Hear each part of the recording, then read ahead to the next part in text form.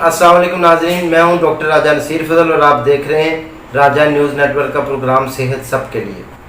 नाज़रीन, मैं आज आपके लिए इंतहाई अहम टॉपिक लेकर हाज़िर हुआ हूं जो कि हमारी रोज़मर्रा की बीमारी है और तकरीबन हर घर में इस बीमारी के पेशेंट जो है मरीज़ मौजूद हैं। तो नाज़रीन, आज जिस बीमारी का नाम लेंगे उसका नाम है यूरिक एसिड। और नाज़रीन, गुफ्तगू हमारी जारी रहेगी।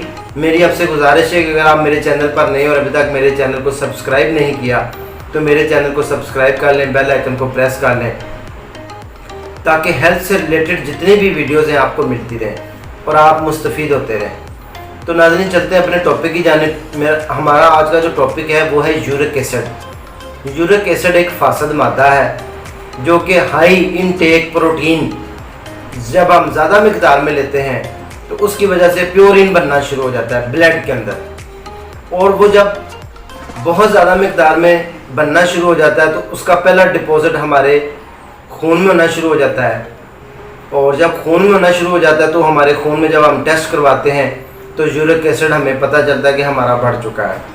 उसके बाद ये किडनी में भी डिपॉजिट होना शुरू हो जाता है और उसके बाद ये जिस्म के मुख्तलिफ जोड़ों के अंदर बढ़ना शुरू हो जाता है, डिपॉजिट होना शुरू हो जाता है। ख़ास तौर के ऊपर जो पाँव के अंगूठे हैं, ये अंगूठे और छोटे स्मॉल जोड़, इनके अंदर ये फासद मादा क्रिस्टल की शक्ल में जमा होना शुरू हो जाता है प्योरिन। नाज़रीन, इसका मतलब ये होगा कि हम जो इनटेक डाइट ले रहे हैं उसके अंदर एक तो यूरिक एसिड की मिकदार प्रोटीन की ज़्यादा है और दूसरा वो डाइजेस्ट नहीं हो रही, तीसरा और हम ज़्यादा मिकदार में कैलोरीज ले रहे हैं। यूरिक एसिड को अगर आप सादा लफ्ज़ों में समझें तो पहले बड़े बुजुर्ग जो कहते होते थे आपको सादा अल्फाज में कि बादीपन हो गया, जिसम में बादीपन ज़्यादा हो गया है, बादी वाली चीज़ें तमाम बंद कर दें। नाज़रीन, यूरिक एसिड की जो नॉर्मल रिपोर्ट होती है वो होती है 2.5 से लेके 6.5 तक फीमेल में और 2.5 से लेके 7.0 तक मिलीग्राम पर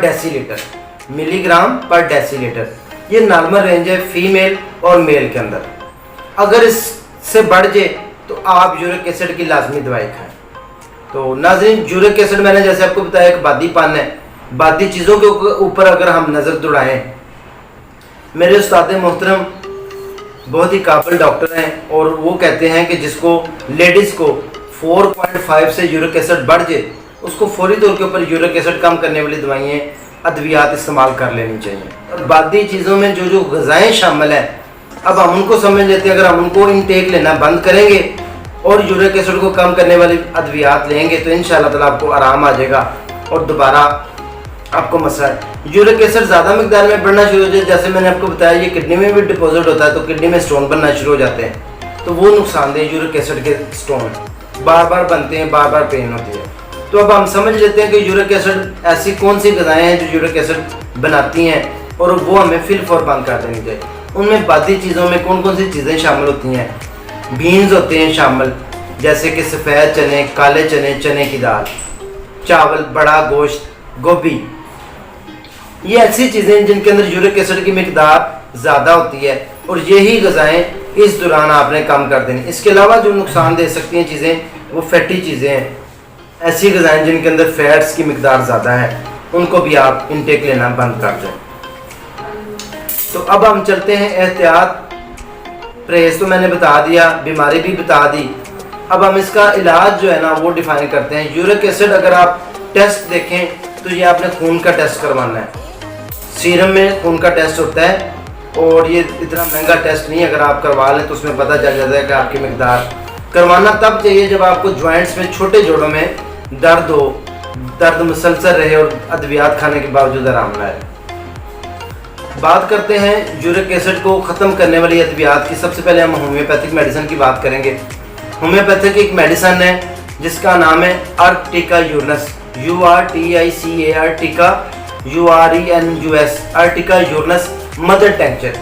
किसी भी होम्योपैथिक स्टोर से मसूद कंपनी की या जर्मनी की विलमार्श फाबे की, दो कंपनियों की आप ले सकते हैं। ये दोनों कंडीशन में आप यानी कि दोनों अद्वियात में जो सी अवेलेबल हो ले लें। 5-5 कतरे, 1 कप आपने पानी लेना है, आधा कप पानी चाहे ले लें, उसमें गर्म पानी का लेना है। गर्म पानी में आपने जब 5-5 कतरे अर्टिका यूरनस के लेने हैं दिन में 3 बार, खाने से पहले या खाने के 1 घंटे के बाद, रेगुलर, इंशाल्लाह 15 दिन रेगुलर इस्तेमाल करने से आपको 100% रिजल्ट मिलेगा।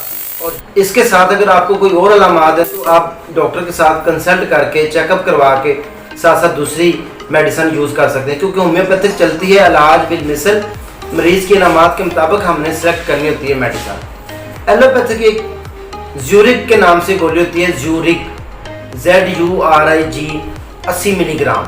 ये डेली 20 दिन लेने से आपका यूरिक एसिड जो है वो कंट्रोल में आ जाता है और आपके जो जोड़ों में दर्द रहता है, अगर जोड़ों में दर्द है, पाँव के जोड़ों में, घुटनों के जोड़ों में और छोटे हाथों के जोड़ों में, तो फिर आप यूरिक एसिड का टेस्ट भी करवाएं और दवाई भी लें। अगर आपको ये दर्द नहीं तो फिर बिला वजह कोई पट्ठों के दर्द में यूरिक एसिड का टेस्ट करवा रहा होता है जो किसी और वजह में, और आपको ज़रूरत नहीं, किडनी में स्टोन बना तो भी आप यूरिक एसिड का लाजमी टेस्ट करवाएं। तो नाज़रीन, आप समझ गए होंगे कि यूरिक एसिड कैसे हमारी बॉडी में डिपॉजिट होता है, ये किस वजह से बनता है, कौन सी ग़िज़ाएं हमें परहेज़ एहतियात करनी चाहिए और कौन सी दवाइयाँ जो हम रेगुलर इस्तेमाल करें तो हम यूरिक एसिड जैसे मुज़ी मर्ज़ से बच सकते हैं। सारी बातों का समराइज़ ये है कि यूरिक एसिड होता क्या है, यूरिक एसिड को हम परहेज़ में कैसे रोक सकते हैं, यूरिक एसिड किन ग़िज़ाओं में पाया जाता है, यूरिक एसिड के साइड इफ़ेक्ट क्या हैं और यूरिक एसिड किन अद्वियात से ठीक होता है। इसके अलावा अगर हम देसी मजून वगैरह देखें तो हमें ऐसी ग़िज़ाएँ लेनी चाहिए जो हमारे जिस्म से यूरिक एसिड निकालें। सब्ज़ियाँ भी ले सकते हैं आप, और ऐसी कड़वी दवाइयाँ लेनी चाहिए जो हमारे यूरिक एसिड को कंट्रोल करें। तो नाज़रीन, इंशाल्लाह ताला उम्मीद है कि prevention is better than cure. आप समझ गए होंगे कि इलाज से ज़्यादा ज़रूरी परहेज़ होता है। बाज़ लोग ये होता है कि मेडिसिन पर मेडिसिन खा रहे होते हैं लेकिन वो परहेज़ नहीं करते। परहेज़ ना करने की वजह से उनको यूरिक एसिड का आराम नहीं आ रहा होता। आराम इसलिए आएगा, तब आएगा जब आप परहेज़ और एहतियात पहले करेंगे और बाद में दवाई खाना शुरू कर देंगे। इसी के साथ अगर आपको वीडियो अच्छी लगे तो दूसरे के साथ शेयर करें। अपने भाई डॉक्टर आजाद को इजाज़त दें। नेक्स्ट दोबारा दुआ में याद रखें। अल्लाह हाफ़िज़।